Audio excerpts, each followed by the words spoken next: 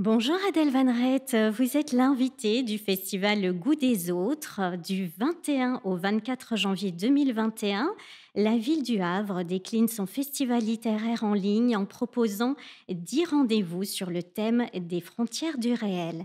Alors à propos de goût, je voulais savoir qui vous a donné le goût de la littérature et de la philosophie. Bonjour, d'abord. J'aime bien réfléchir à la littérature et la philosophie à travers la question du goût. On pose rarement la question sous cet angle et c'est vraiment ça. Je pense que c'est vraiment un goût, plus qu'un savoir, plus qu'une pratique d'ailleurs. Et c'est aussi mystérieux que le goût. Le goût, on ne l'explique pas. Comme vous le savez, on peut en discuter, mais on ne peut pas convaincre quelqu'un de son propre bon goût et réciproquement. Quant à savoir comment ce goût m'a été transmis, je ne saurais pas vraiment dire. En tout cas, pour la philosophie, je ne sais pas du tout, puisque ce n'était pas une discipline qui était particulièrement lue ou étudiée dans ma famille. J'ai pas d'oncles, de parents, de grands-parents philosophes, pas du tout. La littérature a toujours occupé une grande place, sous forme de livres. Il y avait beaucoup de livres de poche chez nous, et donc je lisais beaucoup étant petite. On n'avait pas la télé. On allait beaucoup au cinéma et on pouvait lire beaucoup aussi. Donc ça fait partie des choses que je faisais assez spontanément. Mais ça ne suffit pas à créer un goût. On peut avoir des livres chez soi et des parents qui encouragent à lire. C'est pas pour ça qu'on aura le goût pour la lecture. Donc je pense que chez moi, ce goût-là, il est venu en harmonie avec les autres goûts. Je pense que j'ai une grande curiosité, j'ai l'envie de faire beaucoup de choses. Et la littérature, comme la philosophie, était une manière d'accroître le champ d'expérience que la vie pouvait me proposer. Et je crois que c'est ça qui m'a conduit à y passer beaucoup de temps. Qu'en est-il de l'écriture? Est-ce que vous diriez qu'elle a rendu votre vie moins ordinaire? Disons que l'écriture m'a permis de nommer l'ordinaire, déjà, et donc de mettre un terme, des phrases, un livre sur des expériences qui, jusque-là, étaient très présentes et très énigmatiques. Elles le sont tout autant, mais d'avoir mis un terme dessus et d'avoir mené l'enquête rend les choses vivables différemment, disons. Euh, et je ne dirais pas que c'est une thérapie ni une guérison, pas du tout. C'est plutôt j'y puise des forces, de savoir que je peux écrire ce que je vis, que ce soit par rapport à l'ordinaire ou à d'autres épreuves, de véritables épreuves, que l'ordinaire n'est pas vraiment une épreuve. Il y a plus qu'un réconfort, quelque chose comme une bouée de sauvetage. Je sais que quoi qu'il arrive, ce que je suis en train de traverser, ben, je pourrais l'écrire. Et ça, je crois que ça m'aide autant que l'épaule d'un ami pour pleurer ou une main tendue. Dans votre livre que vous venez d'évoquer, La vie ordinaire aux éditions Gallimard, où nous nous trouvons d'ailleurs actuellement, vous vous demandez si on pratique la philosophie par rejet de la platitude ou par goût pour la marginalité. Qu'en est-il pour vous? Je sais pas, je pose beaucoup de questions, en général parce que c'est mon métier aussi, en particulier dans ce livre, sans apporter de réponse. J'aime beaucoup les questions parce qu'une question ébranle, une question mais crée du mouvement et permet une sorte de circulation du vivant, au fond, entre deux êtres ou plusieurs d'ailleurs, plusieurs personnes. Mais je ne suis pas sûre que les réponses m'intéressent tant que ça. Je vois beaucoup les réponses comme étant une manière de figer ce mouvement. Et je pense que c'est ça qui m'effraie, une forme d'immobilisme, d'inertie qui serait le contraire de la vie, alors que la question sans cesse relance et vient remuer une sorte de vase dans laquelle j'aurais sans doute peur de m'encrasser. Donc voilà, je ne dirais pas que la question, disons, les questions que je soulève par rapport à la philosophie, je ne sais pas de quel côté je me classerais. Je ne dirais pas que je fais de la philosophie par rejet de la platitude ou goût de la marginalité, mais ce qui est vrai, c'est que dans la démarche philosophique, et c'est presque un point commun à tous les philosophes, ceux qu'on lit ou ceux qu'on peut rencontrer aujourd'hui, parce que ce n'est pas une espèce disparue, heureusement, euh, il y a quand même cette particularité de regarder les choses de biais. Je ne pense pas que l'exercice, la pratique de la philosophie soit compatible avec une sorte de soumission à la loi de la majorité ou à la tyrannie du plus grand nombre. Je ne parle pas politiquement, bien entendu, je parle en termes d'idées, d'esprit. Donc oui, lire et pratiquer, écrire la philosophie implique un positionnement qui, je crois, doit rester transgressif.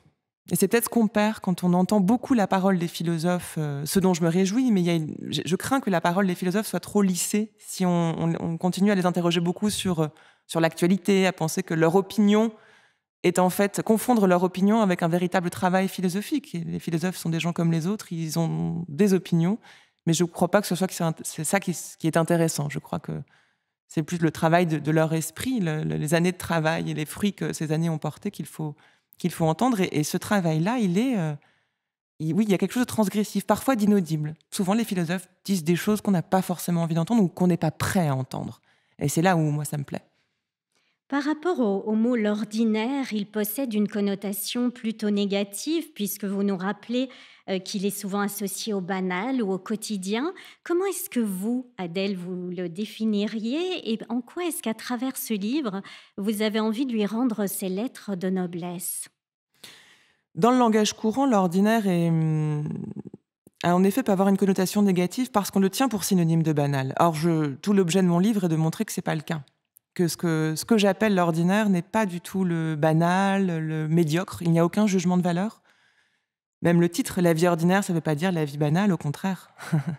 C'est une vie qu'on ne connaît pas et qui réserve beaucoup de surprises et qui tantôt nous englue et tantôt, au contraire, nous propulse trop rapidement. Il y a un mouvement dans l'ordinaire que j'ai souhaité décrire. Quant à la définition, paradoxalement peut-être, c'est pas ce qui m'intéresse le plus. Et c'est pour ça que j'ai mis en scène une narratrice qui me ressemble beaucoup, mais qui a peut-être dont je me distingue dans la mesure où celle-ci veut à tout prix définir l'ordinaire. C'est même une obsession. Elle se dit, mais la seule manière que j'ai de m'en sortir, que j'ai peut-être de résoudre ce problème que je nomme au sein de l'ordinaire, c'est d'y trouver une définition. Et elle n'y arrive pas. Et ça m'a amusé de le mettre en scène presque de manière humoristique, comme s'il y avait une espèce d'obsession de l'essai de philosophie qui doit s'écrire, sinon l'écriture ne vaut rien. Et en fait, le livre raconte que peut-être que l'écriture ne commence que dès lors qu'on fait le deuil de cette soi-disant démarche philosophique qui ne pourrait prendre que la forme d'un essai qui définit chaque mot qu'il emploie. Étymologiquement, l'ordinaire, c'est ordinare, ça veut dire mettre en ordre. C'est ce qu'on met en ordre pour vivre. Au fond, on a besoin d'un minimum d'ordre pour tenir bon. Et cet ordre-là, il est à la fois vital, essentiel et parfois très irritant. Et c'est comme ça que moi je définirais l'ordinaire. C'est à la fois ce qu'on croit connaître, ce qui est devant nous, et qui en même temps, dès qu'on essaye de déplacer un peu cet ordre, on se rend compte qu'on ne le connaît pas du tout et qu'il y a quelque chose derrière que l'ordinaire vient masquer, et que peut-être l'ordinaire lui-même, et qui est complètement inconnu et déstabilisant, voire angoissant. Et c'est ça que j'ai voulu essayer de creuser. Cet ordre que vous évoquez, il est complètement chamboulé actuellement. En quoi est-ce que vous diriez que la crise du Covid et les différents confinements qu'on a vécus jusqu'ici ont fait imploser l'ordinaire? Alors je dirais à l'inverse, ils l'ont renforcé. Les confinements successifs nous mettent face à la vie dans ce qu'elle a de plus domestique et font ressortir de manière vraiment presque insolente l'ordre auquel nous sommes contraints lorsque nous restons chez nous. Et par ordre, j'entends pas... c'est un mot qui est intéressant, l'ordre d'ailleurs, que j'aime pas du tout, mais on y entend à la fois le donner un ordre, une sorte de discipline qu'on s'impose pour tenir bon, mais l'ordre, c'est aussi la succession.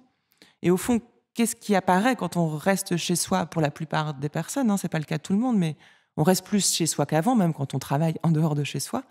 Eh bien, c'est l'ordre, c'est la succession des jours et des nuits, la succession des heures, 9h, 10h, 11h, midi, qu'on travaille ou qu'on ne travaille pas, on est ramené à cette réalité-là, à cette succession temporelle absolument inexorable. Et il y a quelque chose d'angoissant à réaliser qu'au fond, quelle que soit la vie que je mène, je suis réduite à cette dimension-là, que j'appelle ordinaire, pas parce qu'elle est banale encore une fois, mais parce qu'on ne peut pas s'en défaire. Et je crois que la crise que nous traversons et les confinements nous mettent face à cette dimension de l'existence. Et c'est très ironique, parce que quand j'ai commencé à écrire le livre, je me disais, mais est-ce que les gens vont voir ce que je veux dire? Parce que c'est quand même particulier, on ne pense pas à la vie sous cet angle-là. Et le confinement a eu lieu, le premier, le livre est sorti ensuite, et je crois que ce que j'essaye avec difficulté de nommer dans le livre, on se le prend de plein fouet en ce moment. Et c'est ça qui est assez extraordinaire pour le coup. Alors, refuser la douleur, voilà l'ennemi, estime Nietzsche. Pourquoi? Et est-ce que ça concerne, vous diriez, à la fois la douleur personnelle, mais aussi la douleur du monde?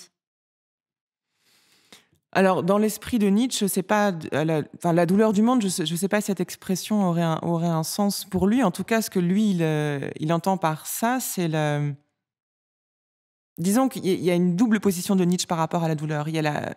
Il déteste le dolorisme, c'est-à-dire, l'attitude qui consiste à tenir la douleur comme étant indispensable, dans la lignée d'un certain christianisme, par exemple, qui pense que la souffrance est notre lot commun et que seule la souffrance peut nous garantir, une vertu ou un bienfait futur. Et ça concerne aussi toute l'entreprise de victimisation. Dire que essayer d'exister en brandissant ses plaies et ses blessures, comme si c'était la seule manière d'exister légitimement aux yeux des autres. Et d'un autre côté, il sait aussi que cette douleur-là, elle est sans doute nécessaire à l'acte de création, à l'acte d'enfantement. Il prend l'image de l'accouchement de la femme pour désigner l'acte de création. Accoucher d'un livre serait comme accoucher d'une femme. La douleur est nécessaire. Et c'est là où moi je le cite à ce moment-là pour dire cette phrase-là et pour peut-être pas la contester, j'aurais pas cette prétention, mais la mettre en question justement. Est-ce qu'on est obligé de souffrir pour enfanter, pour écrire un livre? Pour écrire un livre, on n'est pas obligé, mais c'est souvent ce qui se passe. Pour enfanter, on l'est certainement pas aujourd'hui. Et le moment où je le raconte, c'est parce que justement, je décris un accouchement très douloureux, contre le gré de la personne qui accouche. Et voilà, à l'époque où on vit, accoucher dans la douleur devrait vraiment être un choix et pas quelque chose qui est imposé. Vous faites aussi plusieurs fois référence au philosophe américain Ralph Waldo Emerson, qui s'y connaît d'ailleurs en douleur puisqu'il en a traversé plusieurs. Et lui, il perçoit l'ordinaire comme un nouveau départ. Pourquoi est-ce aussi le cas de l'amour et de l'enfantement dont vous parliez à l'instant, qui sont très présents dans ce livre? Alors, l'ordinaire comme nouveau départ, c'est une idée qui va pas de soi, même après tout ce qu'on vient de dire, parce qu'on se dit que l'ordinaire, c'est le lieu de la répétition et pas ou en tout cas de la succession et pas du nouveau départ. Et Emerson, en effet, identifie l'ordinaire comme étant le point de départ d'une nouvelle pensée qui serait une pensée américaine. C'est une manière pour lui de déclarer l'indépendance intellectuelle de la pensée américaine par rapport à l'Europe. Et il y a une fécondité de l'ordinaire d'un point de vue intellectuel, même si Emerson lui-même ne creuse pas le terme plus que ça. Quant à la question de l'amour et de l'enfantement, qui sont encore deux choses différentes, il faut distinguer le point de départ du nouveau départ. Enfanter, mettre au monde un autre que soi, c'est pas un nouveau départ, c'est un départ un commencement absolu. C'est ce que dit Hannah Arendt. C'est presque, ça relève du miracle. On ne comprend pas la causalité. C'est le surgissement d'une liberté qui vient de nous corporellement, mais qui ne nous appartient plus. Il y a une indépendance, une autonomie totale de la nouvelle existence d'un point de vue métaphysique, pas d'un point de vue biologique, puisque le nourrisson a besoin de personnes pour rester en vie. Quant à la question de l'amour, alors là, c'est là où ça devient très intéressant. Toute la question est de savoir comment est-ce que, de cette succession ordinaire, on peut en faire naître quelque chose de nouveau. On peut traduire ça en termes de routine de couple, mais ça va beaucoup plus loin sous la plume du philosophe Stanley Cavell, qui est un grand lecteur d'Emerson et qui montre à travers le cinéma hollywoodien des années 40 que ce qu'il appelle les comédies de remariage est la meilleure façon de figurer cette importance du nouveau départ, du recommencement dans l'histoire d'amour. Et c'est pas sans lien avec l'ordinaire, justement, arriver à comprendre que il y a des choses en nous et en l'autre qu'on ne changera jamais, à savoir notre condition ordinaire, condamnée à regarder l'horloge et l'aiguille de se déplacer sur le cadran. Quand on comprend que ça, on ne le changera jamais, on comprend beaucoup de choses et peut-être que ça donne les moyens à ces deux personnes qui s'aiment de continuer à s'aimer, de ne pas trouver des obstacles pour se séparer, qui seraient en fait des obstacles pour se protéger de cette réalité ordinaire et non pas des signes d'un désamour. Et c'est une pensée qui est très féconde aussi. Alors, vous écrivez que vous n'avez pas compris la vie. Qu'est-ce que la maternité vous a néanmoins appris sur la vie ou sur vous-même? Je dis que j'ai pas compris la vie, c'est comme en fait, oui, c'est le moment où je parle d'Oblomov. Oblomov dit: «Je n'ai pas compris la vie». C'est une phrase qui me bouleverse, heu et à laquelle je m'identifie, mais je crois sincèrement qu'il n'y a rien à comprendre et qu'essayer de de réfléchir aux choses sous l'angle de la compréhension, donc en essayant de mettre les choses dans des cases ou des catégories, on fait rater complètement la spécificité de l'existence. Donc je dirais pas que la maternité m'a appris quelque chose, m'a enseigné quelque chose. Il y a des choses que j'ai découvertes, mais je ne réfléchis pas sous cet angle-là. Déjà, le mot de maternité, je l'emploie très très peu. Ce que je peux dire aujourd'hui, c'est que mon fils existe et que je suis sa mère, mais une fois que j'ai dit ça, je n'ai pas dit grand-chose de notre relation, et tout ce qui m'intéresse se trouve en dehors de ces termes-là. Et je ne réfléchis pas à moi aujourd'hui en tant que mère et faisant l'expérience de la maternité. Ça se passe pas comme ça. C'est un être à qui j'ai donné la vie qui existe désormais. C'est comme ça que je me formule les choses. Dernière question, vous qui ne vous lassez pas de questionner justement l'humanité, que vous inspire l'expression le goût des autres? J'aime beaucoup cette expression. D'abord parce qu'elle me fait penser au film que j'adore, avec Jean-Pierre Bacri et Agnès Jaoui, euh, qui met en scène le certain snobisme dont nous sommes tous à la fois victimes et acteurs, quoi qu'on s'en défende. Euh, et, et puis c'est une phrase que personnellement je lis presque avec ironie ou insolence, parce que je parlais du snobisme, mais souvent le goût des autres, c'est ce qui nous manque. Très souvent, les autres, c'est les autres. En plus, l'expression ne veut pas dire grand-chose, c'est abstrait. C'est les autres. Le goût des autres, c'est pas mon goût. Justement, il y a une différence. Et c'est ça qui m'intéresse. Et c'est ça qui, peut-être que derrière le terme de goût, il y a une réconciliation possible, mais il y a d'abord l'expression d'un fossé qui est extrêmement stimulant pour la pensée. Merci beaucoup, Merci à Adèle vous. Van Reet.